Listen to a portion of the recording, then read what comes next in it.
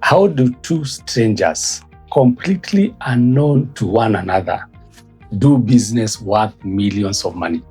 I'm talking about a Kenyan who is importing goods worth millions from China. At what point does the Kenyan trader decide to send 10 million to a Chinese who is in China, not knowing very well whether this person is genuine? Or maybe you are even talking to an AI. And at what point does the Chinese in China agrees to send and ship goods worth millions of money to Kenya? Who starts? Is it the Kenyan importer to send money first, or is it the Chinese person to send the goods first? It is a case of a hen and an egg. Who starts? And now that's when I introduce a concept known as the letter of credit. The letter of credit does magic to bridge the trust issue between the importer and the exporter. And this is how it happens. We start with an importer approaching the exporter and putting and placing an order to import a number of items.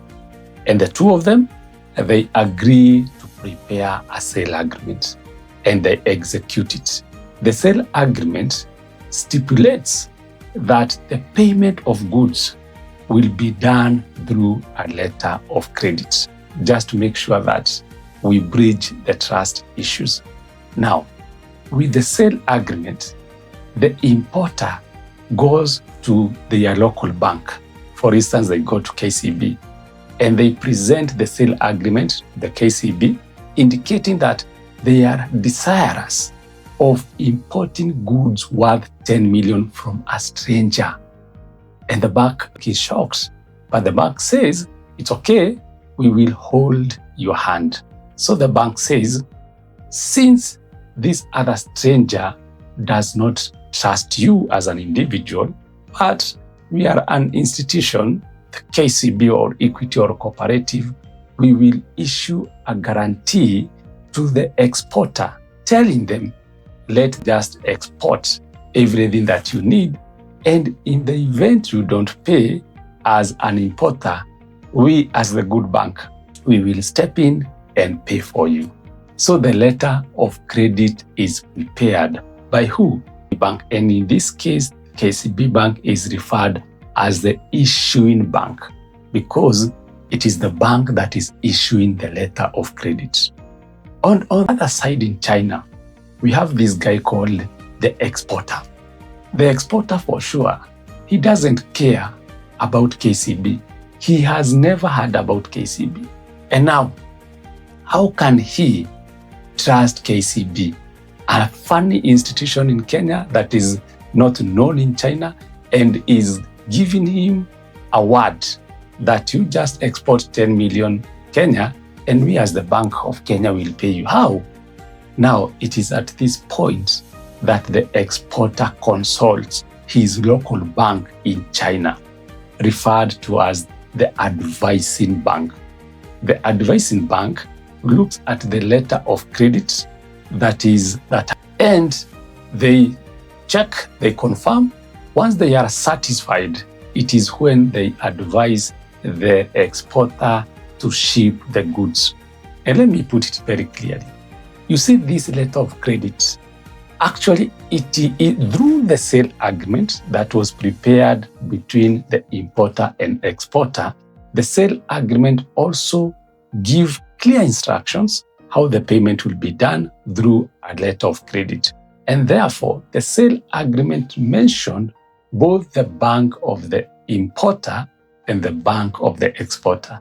That is the issuing bank and the advising bank.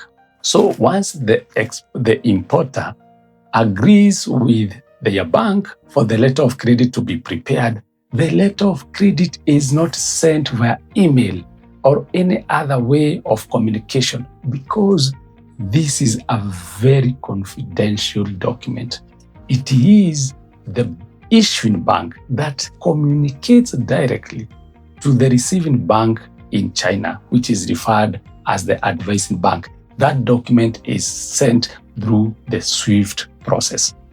The SWIFT platform, which means the Society for Worldwide Interbank Financial Telecommunication, it is a very secure SWIFT. It is a very secure platform that is used by financial institutions to communicate to one another. So KCB sends the letter of credit via SWIFT to that other bank in China that has been appointed by the exporter.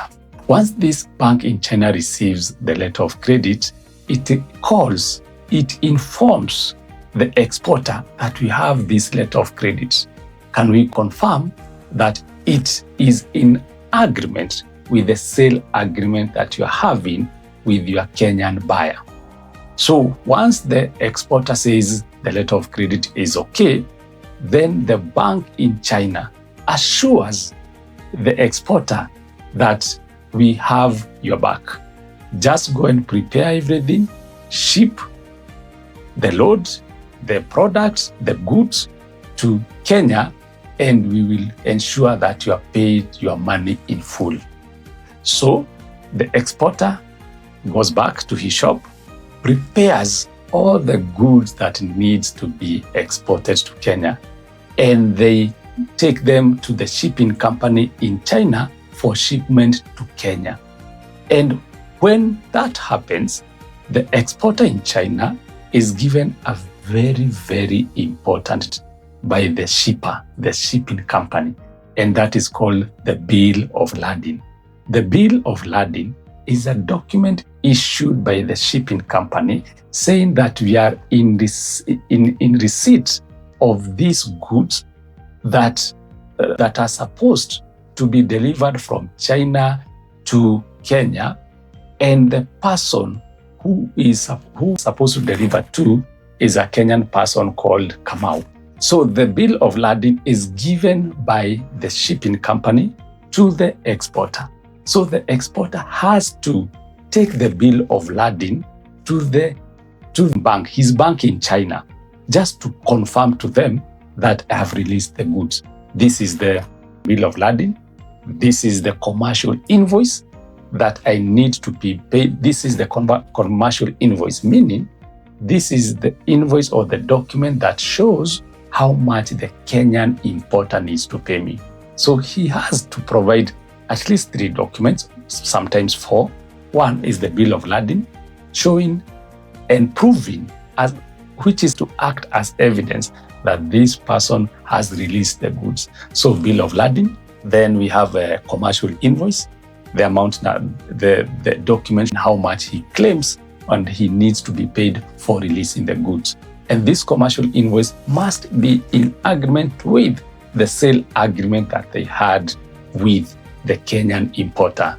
Bill of Lading, commercial invoice, packing list, and finally, the insurance documents. And of course, any other document that could be required in that.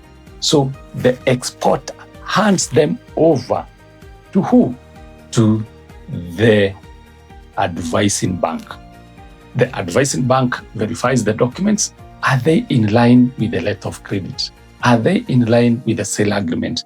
And once he confirms all that is okay, he sends this document to the issuing bank in Kenya.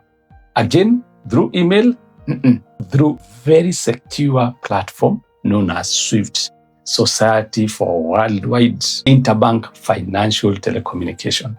And the KCB Bank in Kenya receives the document, and it is at that point, once it verifies, it has to pay the exporter at that point.